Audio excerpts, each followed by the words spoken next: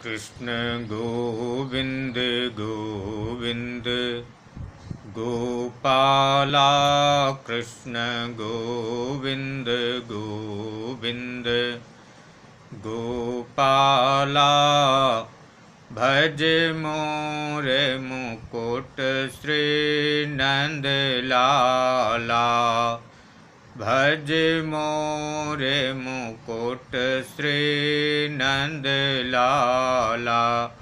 बोलिए आनंद कंद श्री कृष्णचंद्र भगवान की जय।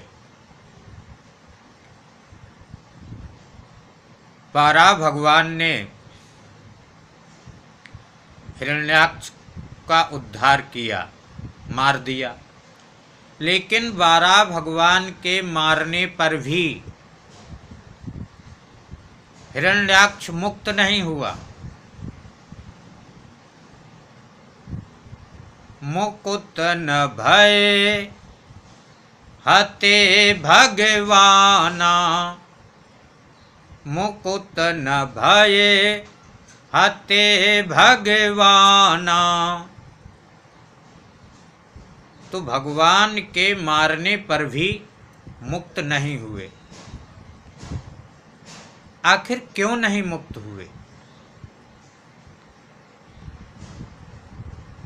क्या कारण है? विदुर जी मैत्रेय जी से पूछ रहे हैं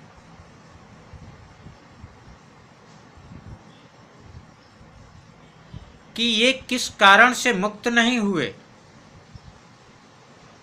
और इनको श्राप मिला। तो किस कारण से श्राप मिला? ये कौन थे? मैत्रेय जी विदुर जी को उत्तर दे रहे हैं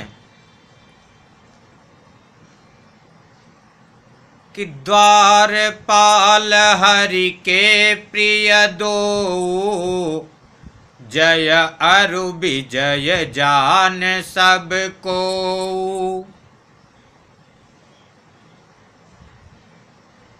ये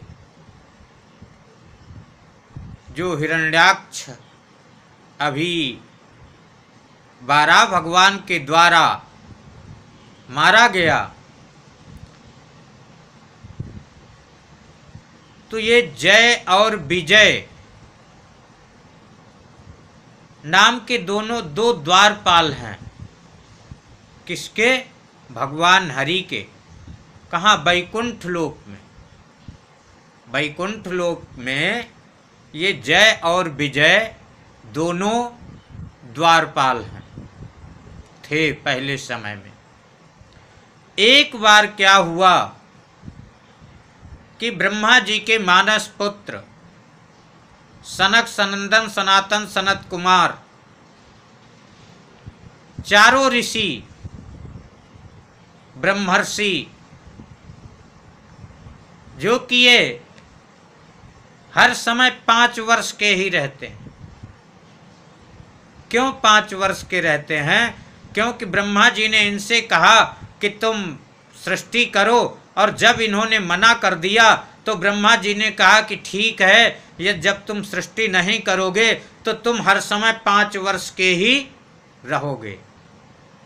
अवस्था कितनी भी हो जाए, लेकिन वे हर समय 5 वर्ष के ही रहते हैं। जितना बड़ा 5 वर्ष का बच्चा दिखाई देता है, ठीक उतने बड़े ही वे दिखते हैं। कहा ना कि पूर्वे सामपि पूर्वजा, वैसे तो ये पूर्वजों के भी पूर्वज हैं, लेकिन दिखते हर समय 5 वर्ष के। एक बार ऐसा हुआ कि लक्ष्मी जी कहीं बाहर से आ रही थीं, और वहाँ पर जैसे वैकुंठ लोक में अपने भवन में प्रवेश करने लगीं, तो द्वारपालों ने लक्ष्मी जी को मना कर दिया। तो जब लक्ष्मी जी को मना कर दिया तो लक्ष्मी जी कहने लगी, अरे देखो ये मेरे ही द्वारपाल हैं और मेरे को ही घर में प्रवेश करने से मना करते हैं। फिर किसी प्रकार से अंदर गईं, और जब अंदर गईं तो भगवान विष्णु जी से कहने लगी कि ये जो अपने द्वारपाल हैं ये बहुत उदंड हो गए हैं। कहा क्यों? तो कहने लगे कि देखिए, मैं आ रही थी और आज ये मेरे को ही गेट पे मना कर दिए, और आज तो हमको मना किए और कल ये आपको भी मना कर देंगे, इसलिए अब इनका यहाँ रहना उचित नहीं है, ठीक नहीं है। विष्णु जी ने कहा कि हे प्रिय, कहती तो ठीक हो, लेकिन तुम समय की प्रतीक्षा करो। लक्ष्मी जी कहने लगी हैं, मैं समय की प्रतीक्षा करूं? क्यों करूं? जब ये हमारे द्वारपाल हैं, ये हमारे नौकर हैं, कि हम इनके नौकर हैं, तो इसलिए इनको तुरंत बाहर करो। विष्णु जी कहते हैं, देवी देखो, यदि मैं आज के दिन इनको बाहर कर देता हूं तो संसार में बहुत अपकीर्ति होगी, और जो लोग हैं, अपने भक्त हैं, इनमें भी ये छा जाएगा कि भगवान विष्णु तो बहुत स्त्रीण हैं। देखो, अपनी पत्नी के कहने पर, जो कि कितने दिनों से द्वारपाली करते आ रहे जय विजय, इनको वहां से बाहर कर दिया। इसलिए देवी, समय की प्रतीक्षा करो, और जो तुम चाहती हो होगा वही। तो आज जो ब्रह्मा जी के मानस पुत्र हैं, वे भ्रमण करते करते करते करते करते करते सीधे वैकुंठ लोक में आ गए, और जब वैकुंठ लोक में आए तो अब वहां पर ये प्रवेश करने लगे, और जैसे ही प्रवेश करने लगे तो इन दोनों द्वारपालों ने क्या किया, जय और विजय ने, कि तान् वीक्ष्य वातरसनाश्चतुरा कुमारान् वद्धान् दशार्धवयसो विदितात्मतत्त्वान् वेत्रेण चास्खलयता मतदर्हणास्तौ तेजो बिहस्य भगवत् प्रतिकूलशीलौ। दशार्ध वयसो, 10 के आधे कितने? 5 वर्ष की अवस्था वाले ऐसे चारों ऋषियों को जय और विजय ने देखा कि वे एकदम निर्भय अंदर प्रवेश करते जा रहे हैं, और जैसे देखा कि प्रवेश करते हुए जा रहे हैं तो दोनों जो जय और विजय हैं, ये दोनों बांस का डंडा लिए हुए थे, तो बांस के डंडे को एक ने ऐसे लगा दिया और दूसरे ने ऐसे लगा दिया। अब चारों के चारों ऋषि वहीं पर रुक गए। कैसे अंदर जाते? ब्रह्मर्षि बोले कि देखो, हमको अंदर जाने दो। कहा नहीं। जय विजय का तेज वहीं से नष्ट हो गया। क्यों तेज नष्ट हो गया? क्योंकि वे भगवान के प्रतिकूल आचरण करने लगे। सनक सनंदन सनातन सनत कुमार ने तुरंत कहा कि अब तुम यहां पर रहने के योग्य नहीं हो, इसलिए तुम 3 जन्मों तक राक्षस कुल में उत्पन्न हो, राक्षस हो जाओ। अब तो जय और विजय बहुत परेशान होने लगे। तब तक उधर भगवान विष्णु को पता चला कि अरे, गेट पर तो वहां झगड़ा हो रहा है, तुरंत भगवान विष्णु वहां से दौड़े दौड़े आए और देख रहे हैं कि जय विजय को तो श्राप मिल चुका है।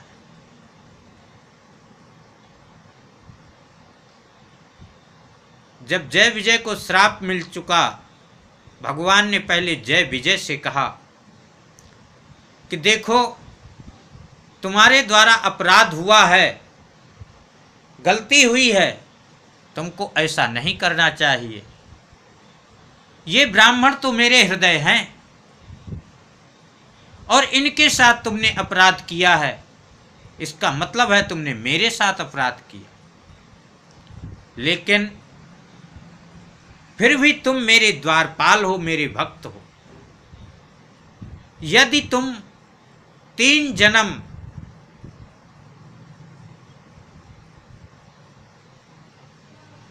तक राक्षस होना पड़ेगा तो ठीक है, तुम्हारे उद्धार के लिए तुम 3 जन्म लोगे, तो मैं तुम्हारे लिए 4 जन्म पृथ्वी पर अवतार धारण करूंगा। देखिए, एक बार तो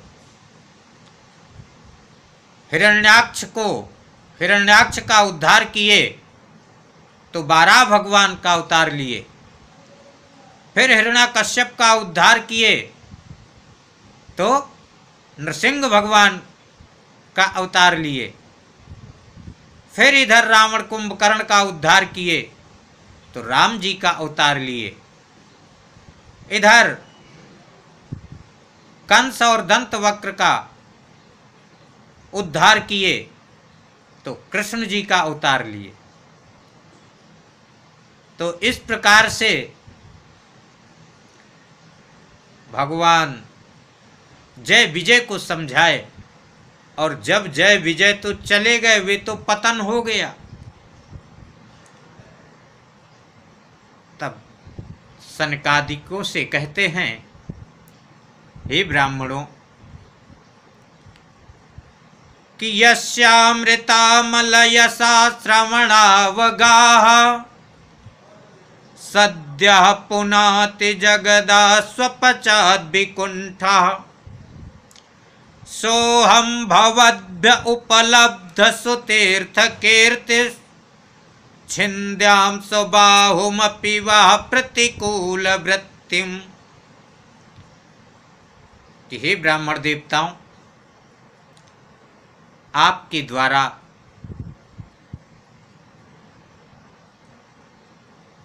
जो निर्मल यश का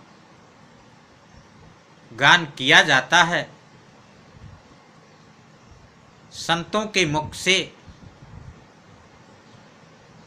जो भगवान की दिव्य कथाएं निकलती हैं, उन कथाओं से सद्यः पुनाति जगदा स्वपचाद् विकुण्ठः, कि बहुत शीघ्र ही स्वपचात अर्थात चंडाल तक पवित्र हो जाता है, और आपके द्वारा ही ये जो आज मैं इतनी कीर्ति पा रहा हूँ, ये तो आपके द्वारा ही पा रहा हूँ। क्योंकि मेरा जो संसार में प्रचार होता है, संसार में मेरे को यदि कोई जानता है, मेरे भक्त मेरे को जानते हैं, तो वे आपके द्वारा ही जानते हैं। इसलिए इनकी बात कौन कहे, यदि ये मेरी भुजा भी आपके प्रतिकूल आचरण करे तो मैं इस भुजा को भी काटने में देरी नहीं करूंगा। छिन्द्यां स्वबाहुमपि वः प्रतिकूल वृत्तिम। हे ब्राह्मणों, मैं ये जितना हवन इत्यादि होता है, हवन से यद्यपि मेरे को आहुति प्राप्त होती है, लेकिन इसके बाद भी मैं उतना प्रसन्न नहीं होता। कितना कि नाहं तथाद्मि यजमा न हविर्विताने च्योतद्घृतप्लुतमदन हुत भुङ्मुखेन यद्ब्राह्मणस्य मुखतश्चरतोऽनुघासं तुष्टस्य मय्यवहिते निज कर्म पाकै।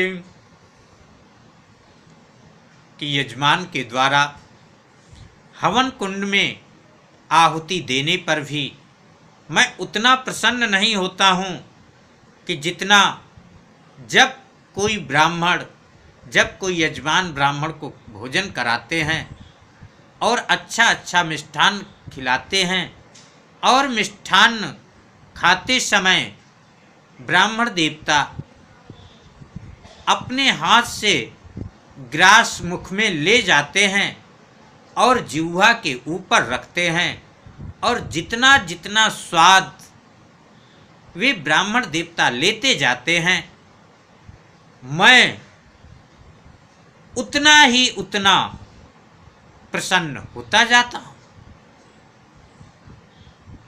तो इसलिए हे ब्राह्मण देवताओं, ये तो आज ऐसा कुछ होना ही था, इसलिए ऐसा हुआ। और यह भी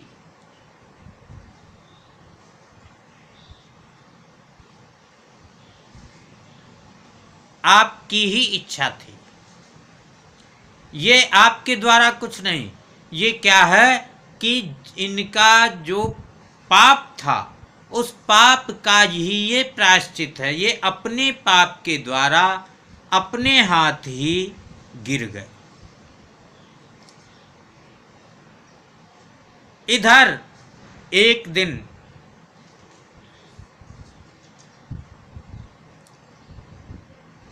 कश्यप जी संध्या कर रहे थे, सायंकाल का समय था और सायंकाल के समय में इनकी पत्नी एक दिति जी है।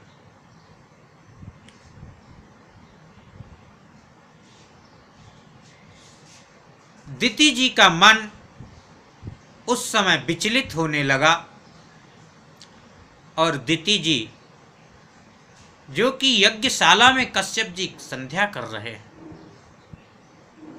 लेकिन वहां पर भी दिति जी उनसे कुछ छेड़खानी करने लगी। कश्यप जी ने कहा कि देखो देवी, ये जो समय है ये ठीक नहीं है, सायंकाल का समय है। इस समय भोलेनाथ जी अपने भूत गणों के सहित विचरण किया करते हैं, इसलिए सोना खाना पढ़ना मैथुन करना ये सब चीज सायंकाल के समय मना है। लेकिन दिति नहीं मानी और नहीं मानने पर कश्यप जी भी विचार किए कि ठीक है, ये भी भगवान की इच्छा और भगवान की कृपा से सब काम हो गए। कश्यप जी ने पुनः आचमन किया और आचमन करके अपना पुनः संध्या वंदन किया। फिर बाद में दिति पूछती हैं कश्यप जी से कि ये जो हुआ अब इसका क्या प्रभाव रहेगा। कश्यप जी ने बताया कि देखो, मैं तुमको बहुत मना कर रहा था लेकिन तुम नहीं मानी।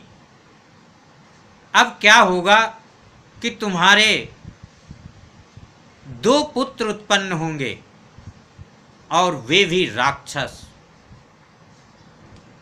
लेकिन हाँ, उसमें एक पुत्र के जो पुत्र होगा वे भगवान का भक्त होगा और इतना बड़ा भक्त होगा कि वे खुद भगवान को बुला लेगा और भगवान के द्वारा ही तुम्हारे पुत्र मारे जाएंगे।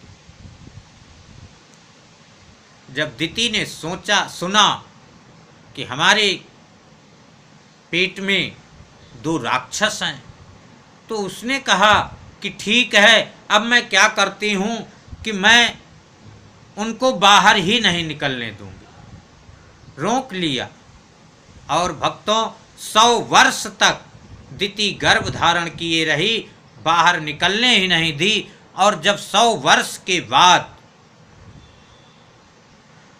हिरण्याक्ष और हिरण्याकश्यप का जन्म हुआ, जब जन्म होता है तो उस समय बड़ी भयंकर आंधी चलती है, बादल गरजते हैं, बिजली तड़कती है, यहाँ तक है खून और पीप तक की बरसात होती है, ऐसा वर्णन मिलता है।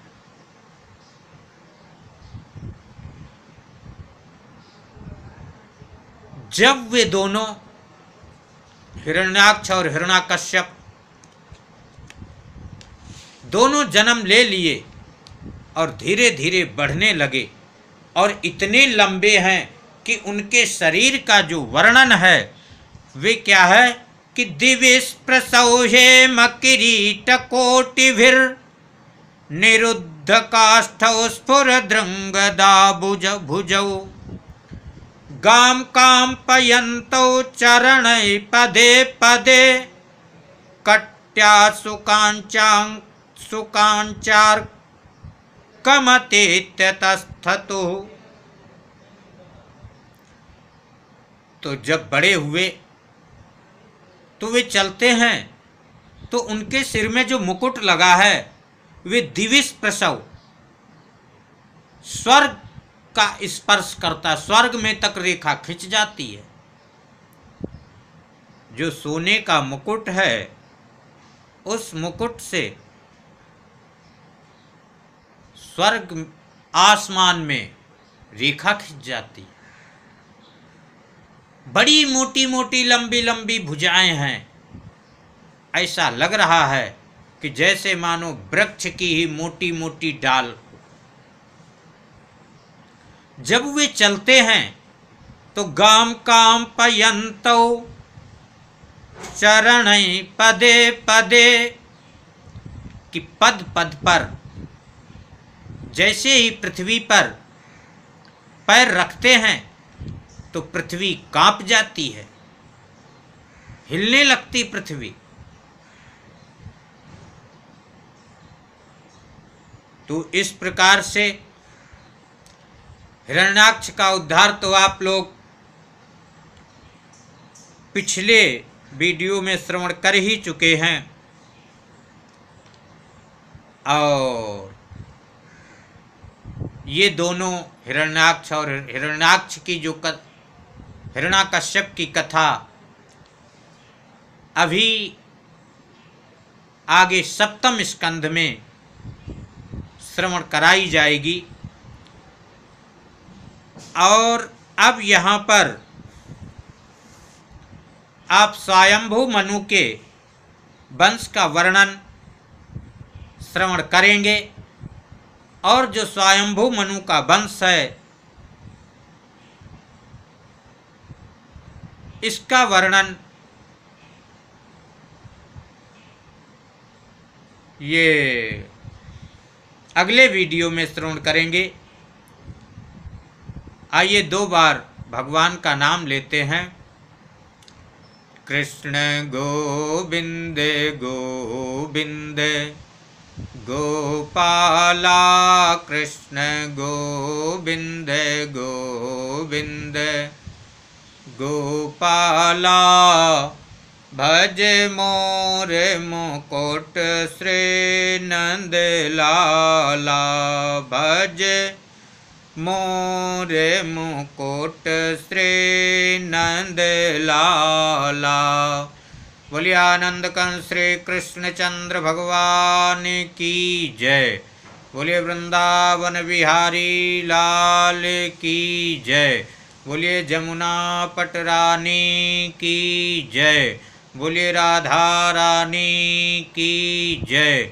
बोलिए अलवेली सरकार की जय। बोलिए जुगल सरकार की जय। जय जय श्री राधे श्याम।